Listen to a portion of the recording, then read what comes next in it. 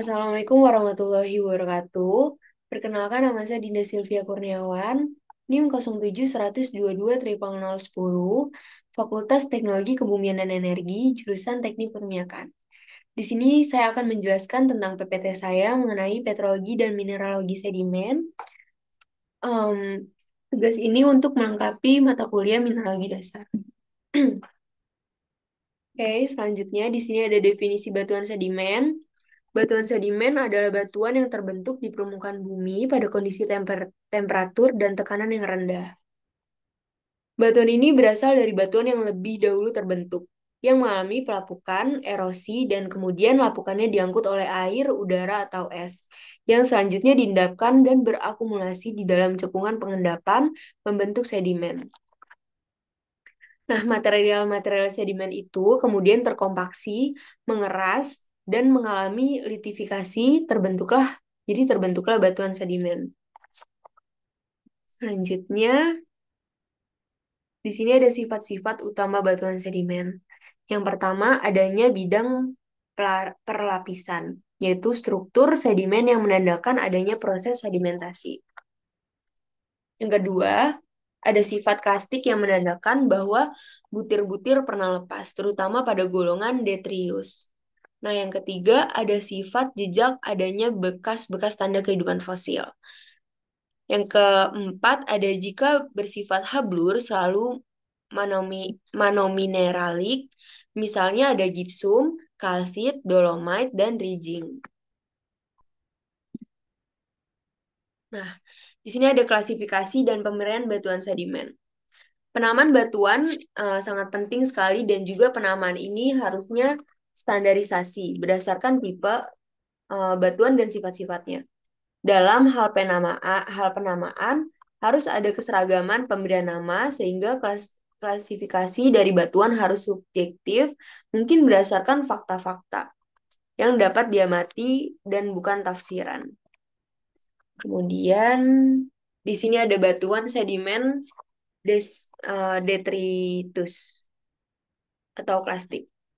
Batuan ini disebut juga dengan batuan sedimen detritus mekanik eksogen yang merupakan batuan sedimen yang terdiri dari klastika-klastika atau hancuran bebatuan yang mengendap secara alami atau mekanik oleh gaya beratnya sendiri.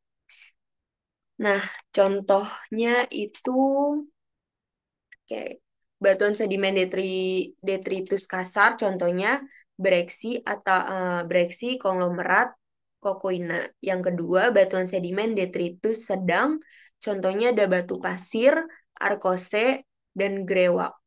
Yang ketiga, ada batuan sedimen detritus halus, contohnya batu lanau, batu lempung, dan batu lumpur serpih. Oke, kemudian ada batuan sedimen evaporit. Nah, proses untuk terjadi batuan sedimen ini harus ada air yang memiliki larutan kimia yang cukup pekat. Pada umumnya, batuan ini terbentuk di lingkungan danau um, atau laut yang tertutup. Sebagian sangat memungkinkan selalu terjadi pengayaan unsur-unsur tertentu. Salah satu contohnya adalah larutan garam yang akan semakin pekat apabila lingkungan tempat ia itu berupa danau yang tidak ada saluran pembuangannya. Dan faktor yang penting juga adalah tingginya penguapan, maka akan terbentuk suatu endapan dari larutan tersebut. Batuan-batuan yang termasuk dalam golongan ini adalah gip, anhidrit, batu garam, dan lain-lain. Lanjut.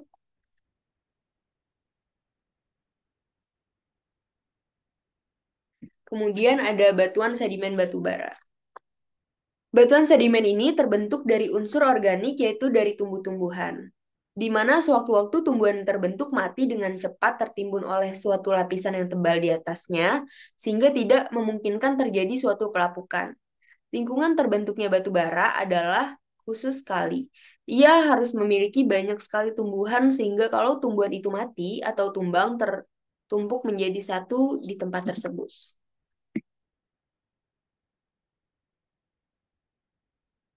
Kemudian ada batuan sedimen silika. Batuan ini terdiri dari rijang atau chert, radiolaria, dan tanah diatom.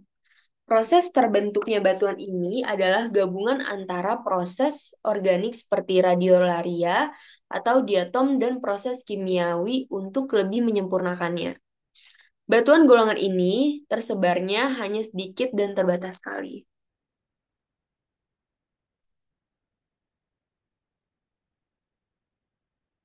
Kemudian ada batuan sedimen karbonat. Batuan ini sudah umum sekali terbentuk dari kumpulan cangkang moluska, alga, fara- foraminifera, atau lainnya yang bercangkang kapur, atau oleh proses pengendapan yang merupakan rombakan dari batuan yang terbentuk lebih dahulu diendapkan di satu tempat.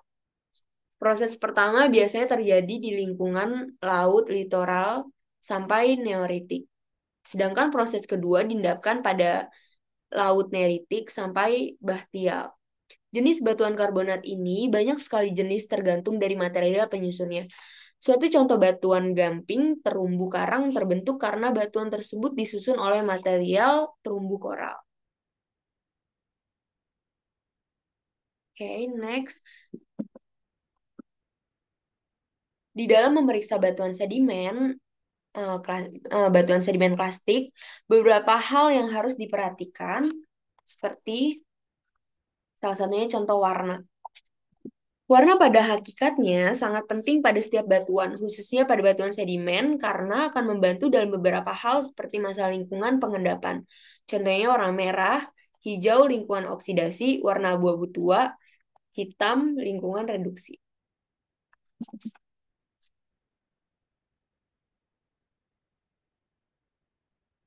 Kemudian ada kekompakan. Kekompakan adalah sifat fisik dari batuan. Beberapa istilah yang bisa dipergunakan untuk kekompakan batuan yaitu ada dense, itu sangat padat, hard, keras dan padat, contohnya kuarsit. Kemudian ada medium hard, itu agak keras tetapi masih dapat digores oleh jarum baja. Kemudian ada soft atau lunak, dengan mudah bisa tergores dan dipecahkan. Kemudian ada friable, itu keras tetapi dapat diremas dengan tangan. Kemudian spongy, itu berongga. Kemudian ada bentuk butir. Bentuk butir itu karsitifikasi zinc yang bisa dipergunakan adalah perbandingan antara panjang, lebar, dan tebal. Kemudian ada kebundaran. Pembundaran dapat dilihat dari bentuk yang terdapat dalam batuan tersebut.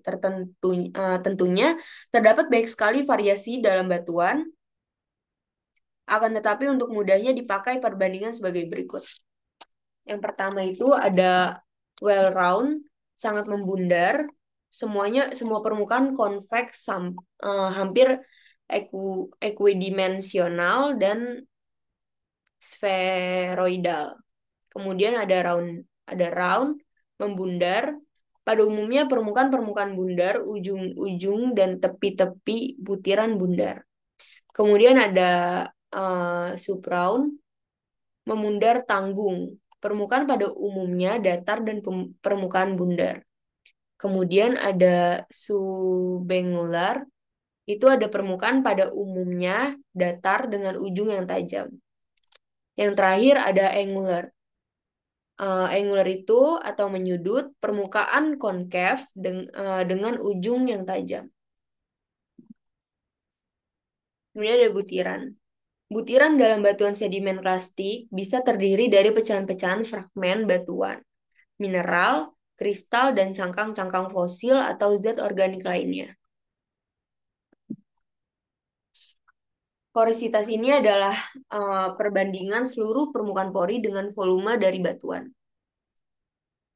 Permeabilitas. Permeabilitas ini sukar untuk ditentukan di bawah mikroskop, dapat dikira-kira dari porositas. Salah satu metode pendekatan adalah dengan menempatkan setetes air pada keping yang kering dan mengamati kecepatan air yang rembes.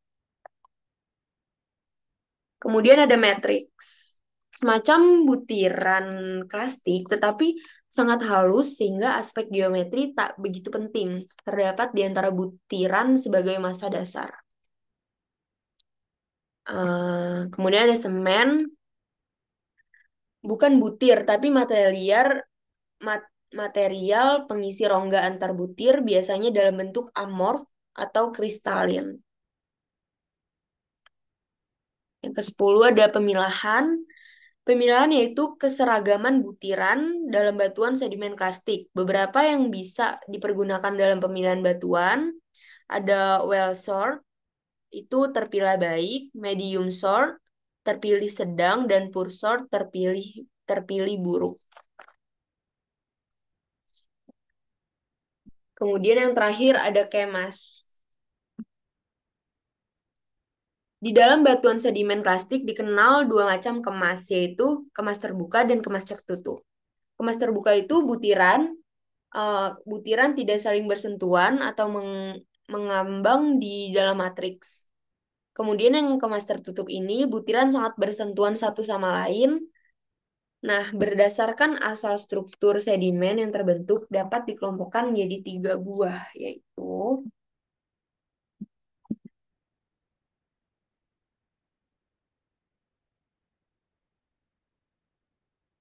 pertama, struktur sedimen primer. Terbentuk karena proses sedimen dan dengan demikian dapat merefleksikan mekanisasi pengendapannya. Kemudian ada struktur sedimen sekunder, terbentuk sesudah sedimentasi sebelum atau pada waktu diagenesa. Juga merefleksikan keadaan lingkungan pengendapan, misalnya keadaan dasar, lereng, dan lingkungan organismenya. Kemudian yang terakhir ada struktur organik, struktur yang terbentuk oleh kegiatan binatang seperti moluska, cacing, dan binatang lainnya. Di sini ada sedimentologi. Definisi dari sedimentologi adalah studi tentang proses transportasi dan pengendapan material sedimen yang terakumulasi di lingkungan kontinen dan laut sehingga membentuk batuan sedimen. Nah, stratigrafi adalah studi tentang urutan batuan dan waktu kejadian dalam sejarah bumi. Catatan stratigrafi batuan sedimen merupakan database yang fluidanya mental untuk memahami evolusi kehidupan, lempeng tektonik dari waktu ke waktu, dan perubahan iklim global. Endapan sedimen atau sedimentary deposit adalah tubuh material padat yang terakumulasi di permukaan bumi atau di dekat permukaan bumi. Pada kondisi tekanan yang temperaturnya yang rendah, sedimennya umumnya tidak selalu diendapkan dari fluida, di mana material penyusun sedimen itu sebelumnya berada baik sebagai larutan maupun sebagai suspensi. Di sini ada definisi mineral. Mineral itu adalah suatu benda padat hemogen yang terjadi secara alamiah, terbentuk dari bahan anorganik yang memiliki komposisi kimia memiliki struktur atom yang teratur.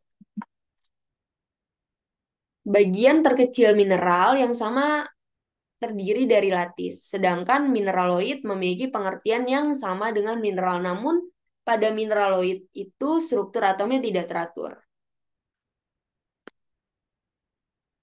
Kemudian ada mineralogi. Mineralogi itu merupakan ilmu yang mempelajari tentang bagaimana terbentuknya mineral, klasifikasi suatu mineral, daerah penyebaran mineral, dan cara pemanfaatan mineral.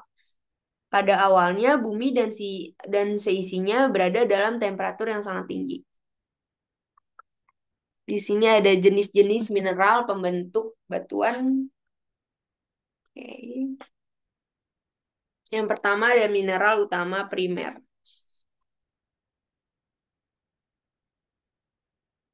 Merupakan penyusun utama kerak bumi, terutama golongan silikat. Mineral-mineral ini terdapat dalam deret Bowen. Terdapat 2 jenis dari mineral utama, yaitu mineral mafic dan felsic. Mineral mafic adalah mineral yang berwarna gelap yang disebabkan karena terlalu banyak mengandung besi. Contohnya ada olivin, piroxen, dan amphibol.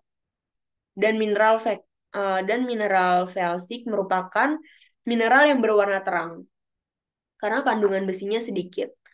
Contohnya ada quartz,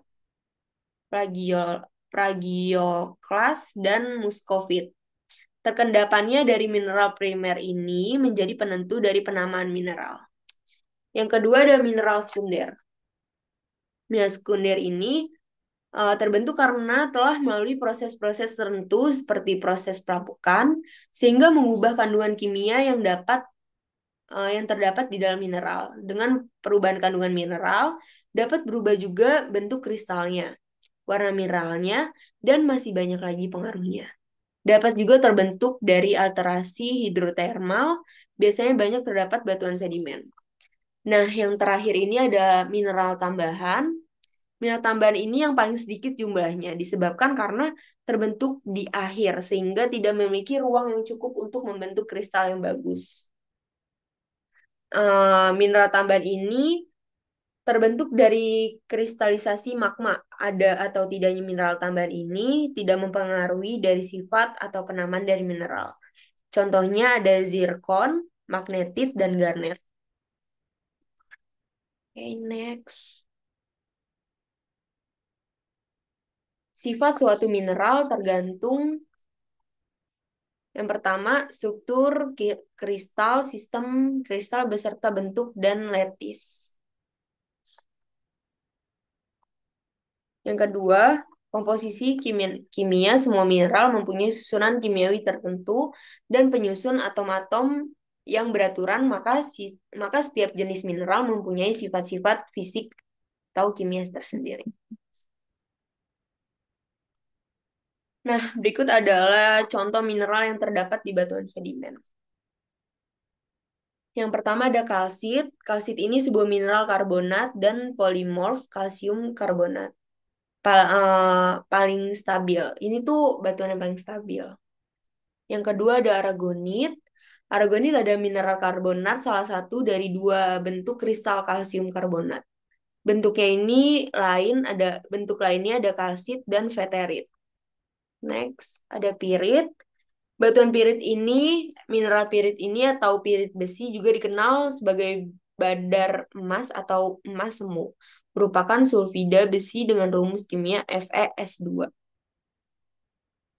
Kemudian ada glaukonit. Glaukonit ini mineral sedikit pada batuan berwarna hijau akibat ubahan mineral. Kedua ada kaloid. Kaloid ini adalah sebuah mineral tanah liat dengan komposisi kimia dan merupakan sebuah mineral industri pertama. Oke. Pengertian petrologi. Petrologi adalah bidang geologi yang berfokus pada suatu mengenai batuan dan kondisi permukaan pembentukannya. Ada 3 cabang petrologi berkaitan dengan tipe-tipe batuan, ada beku, metamorf, dan sedimen. Kata petrologi itu sendiri berasal dari bahasa Yunani petra yang berarti batu. Petrologi memanfaatkan bidang klasik, mineralogi, petrografi mikroskopis, dan analisis kimia untuk menggambarkan komposisi dan tekstur batuan. Ahli petrologi modern juga menyertakan prinsip geokimia dan geofisika dalam penelitian kecenderungan dan 21 siklus geokimia dan penggunaan data termodinamika dan eksperimen untuk lebih mengerti asal batuan.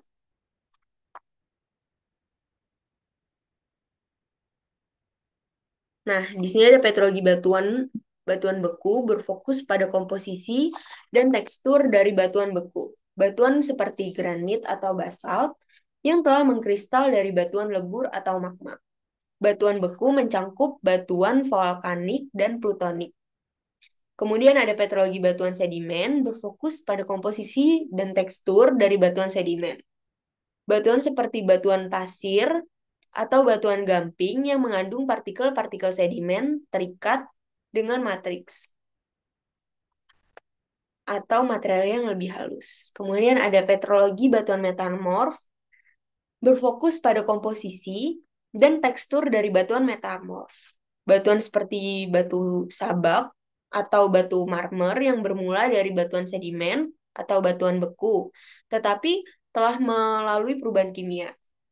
Mineralogi atau tekstur dikarenakan kondisi ekstern dan tekanan suhu atau keduanya.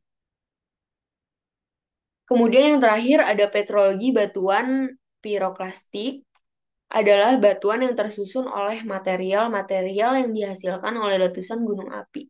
Batuan ini merupakan di antara batuan beku dan batuan sedimen.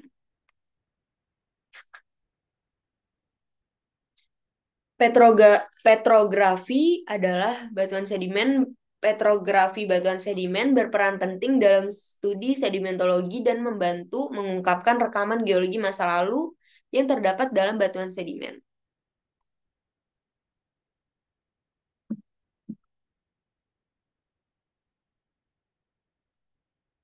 Oke, di sini ada contoh gambar thin section atau sayatan petrografi batuan sedimen. Melalui aplikasi petrologi batuan sedimen dalam pengeboran minyak dan gas bumi, pemahaman yang lebih mendalam tentang sifat dan karakteristik reservoir dapat dicapai. Hal ini kemungkinan pengambilan keputusan yang lebih akurat dalam eksplorasi dan produksi hidrokarbon, yang pada gilirannya dapat meningkatkan efisiensi dan keberhasilan operasi pengeboran. Mungkin segini saja yang bisa saya jelaskan, kurang lebihnya mohon dimaafkan. Wassalamualaikum warahmatullahi wabarakatuh. Terima kasih.